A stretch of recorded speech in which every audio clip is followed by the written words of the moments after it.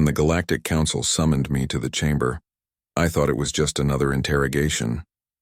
I'd been through dozens before, but this time was different.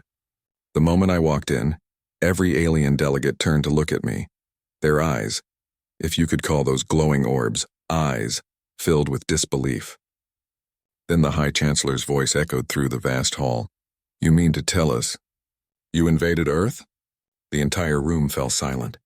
I stood there, armor cracked and scorched from battle, blood, mine and others, still staining the metal. I looked them dead in the eye and said, "No, we didn't invade Earth. Earth invaded us." And the way they stared at me like I had just spoken an impossible truth made me realize they had no idea what humanity was capable of. Tell me, was I wrong to fight back?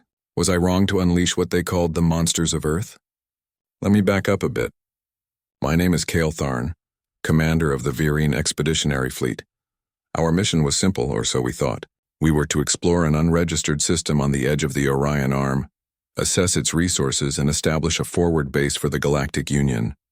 It was supposed to be routine. We'd done it 100 times before. But this system, it was different. Our first scans showed signs of intelligent life, but the readings were strange, fragmented, encrypted somehow. We thought it was interference. Turns out it wasn't interference. It was Earth's defenses.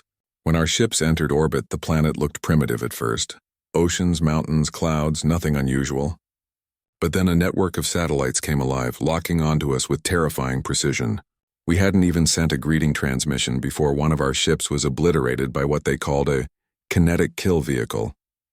No plasma, no antimatter, just a metal rod dropped from orbit at such speed it vaporized the hull.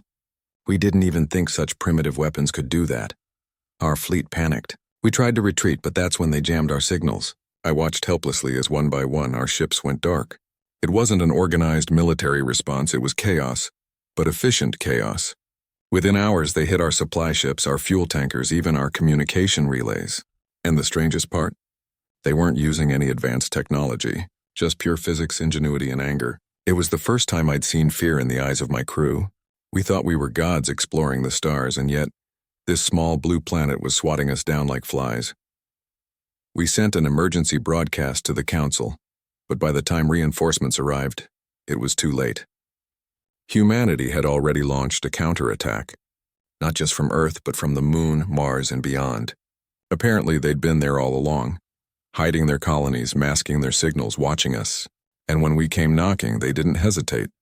They called it Operation Homebound. Their fleets weren't sleek or elegant like ours. They were rough, angular, armored, and crude alloys.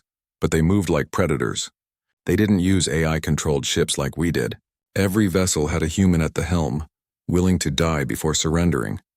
You can't negotiate with something like that. You can only survive it. When they boarded our flagship, I expected them to execute us. Instead, they treated our wounded. They captured us, interrogated us, studied us, but not with cruelty. With curiosity. One of their commanders, a woman named Captain Hayes, said to me, "You thought you were the explorers, Commander, but you were the ones being studied."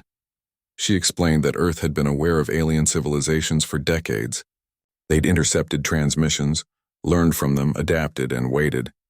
Humanity never wanted war, but they prepared for it anyway. She said, "We knew someday someone would come. We just didn't think it'd be you." So that's the situation I was in, standing on a conquered ship surrounded by humans who looked at me with a mix of pity and pride. Before I tell you what happened next, I want you to pause for a second and really think about this. If you were in my place, if you were part of a species that believed it was superior, only to be crushed by one you thought was primitive, what would you do? Would you surrender?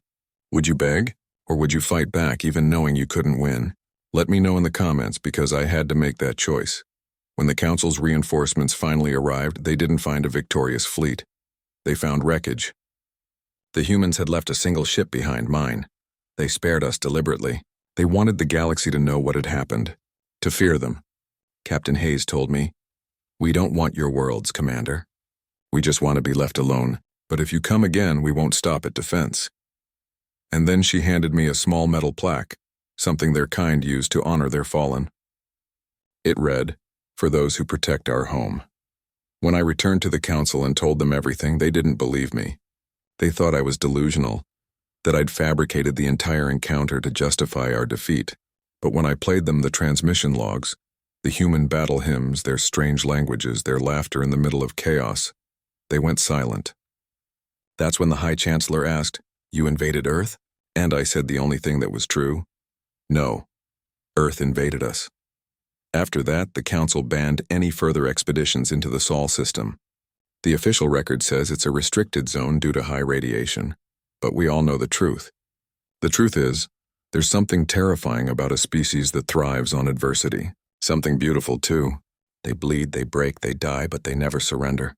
I've seen galaxies fall to apathy, to stagnation, to peace. But humans, they evolve through conflict. They adapt faster than any species I've ever known. And now the galaxy whispers their name like a curse and a prayer.